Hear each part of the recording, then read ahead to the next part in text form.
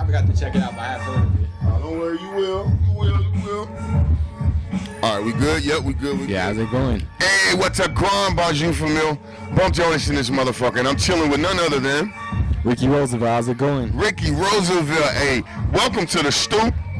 Episode number 2, man. We down at the mini bar, 3810, Sammy Sheets and Friends, Homecoming. It's a dope spot, right? Welcome to the Stoop, sir. I appreciate you tapping in. Now, you just got off stage, right? I did, yeah. Okay, yeah. I love your set.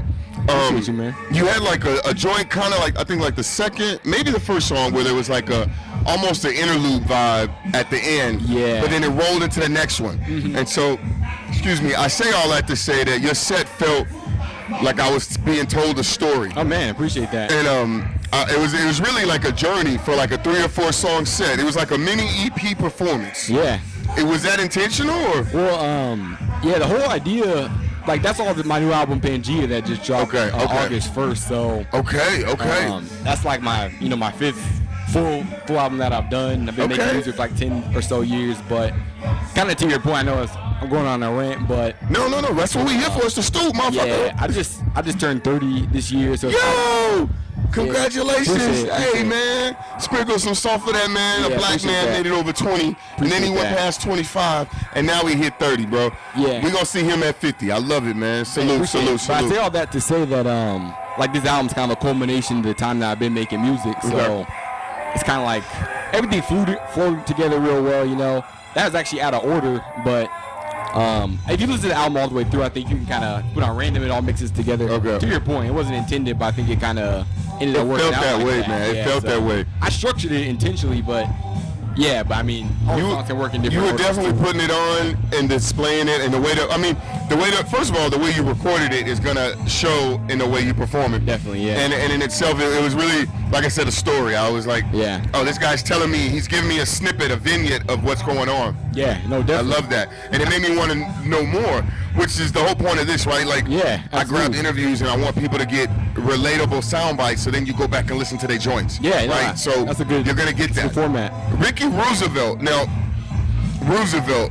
Ricky, like where? I mean, like you like Obi Trice, you're using names, first and last names. Yeah, that's definitely not my legal name, but it's not okay. We're not using government. Yeah, okay. But good. To be transparent, I mean, I don't know if you remember I Love Lucy, but I was like the name Ricky Ricardo. I thought that sounded slick, but my mom always said like presidential names sounded strong, so I was I can't just go and be Ricky Ricardo. I wanted to be, end up being Ricky Roosevelt. That's hard, bro. I'm also really big into comics, so like the alliteration, Bruce Banner, Scott Summers, Clark Kent.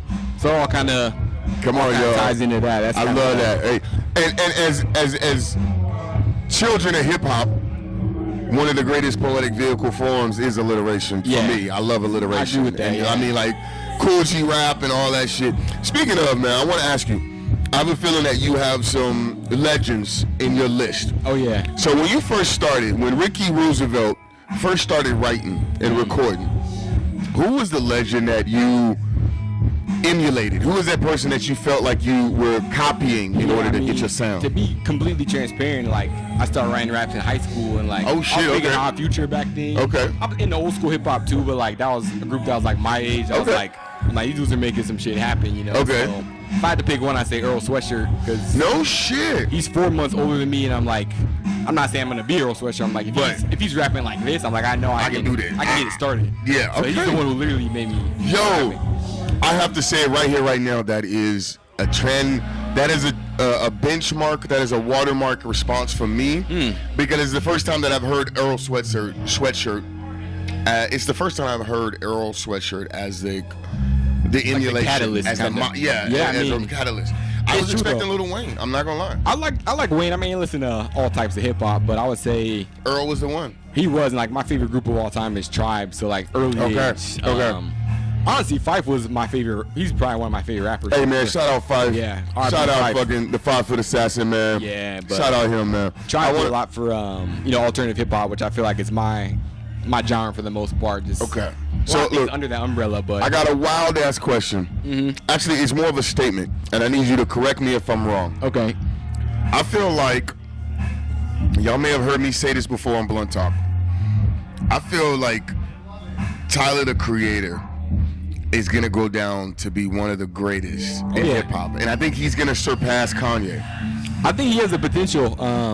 Again, I mean, he's someone I've been listening to since I was, 15, 16 years old, and just to see his transition from there, it's like just what he's done so far, what he's ventured into. It's like it's insane, And that's my thing. I'm not gonna go on my diatribe. And he was one of my influences too. I mean, I have a lot of influences. I mean, you can't be influenced by Earl and not be influenced by Tyler. It's true, yeah. Like, you know what I mean? I mean, honestly, like I said, that age, I was at Odd Future, Damo, Mike G, Haji, everybody. I was listening to internet, anything Odd Future, anything Odd Future. Okay. So y'all see.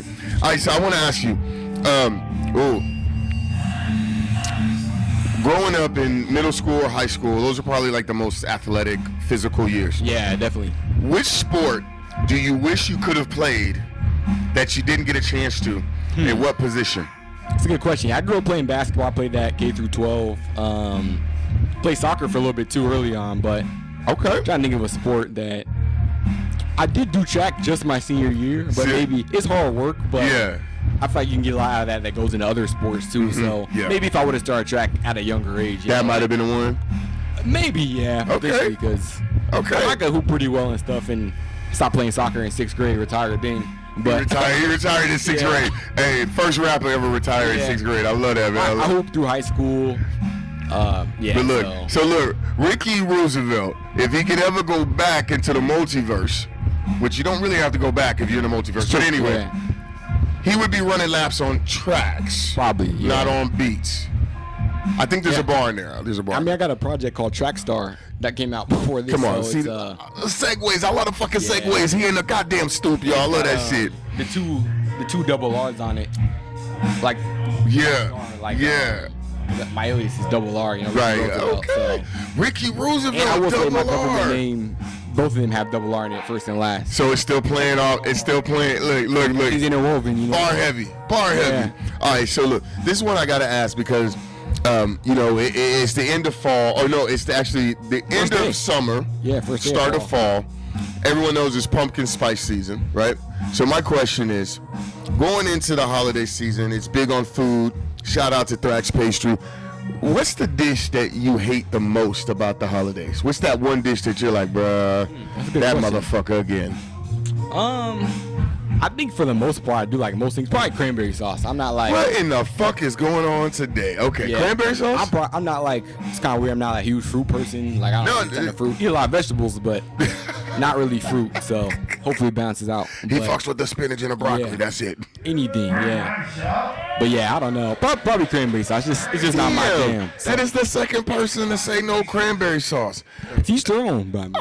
I'm sticking with it, but that's the end of this interview. I'm not taking this disrespect. No, I'm playing. But look, man, I do appreciate you coming out to the Stoop, hanging out with us, man. Before you go though, man, let us know where the fuck can they find you? What's coming up? What's next? Where you at? I got that project I just dropped 2 months ago, but I'm gonna be doing a lot more content for videos, and I'm always working on other stuff. But I feel like kind of at this point I've been slowing down with the output, just always building stuff out and working but not pushing. Yeah, but I'm gonna keep stuff coming. Hopefully some more shows. Still making stuff. So I love it. All right, so where on social media, Instagram, Ricky.Roosevelt, Twitter, Ricky.Roosevelt. Those are probably the main places, but you can email me too if you want. Ricky.Roosevelt@gmail.com. Let's get it, man. Look, man, I appreciate you, man. Thank you so much for the Stoop, man. Holla at you. Make sure you tap the fuck in. Ricky Roosevelt.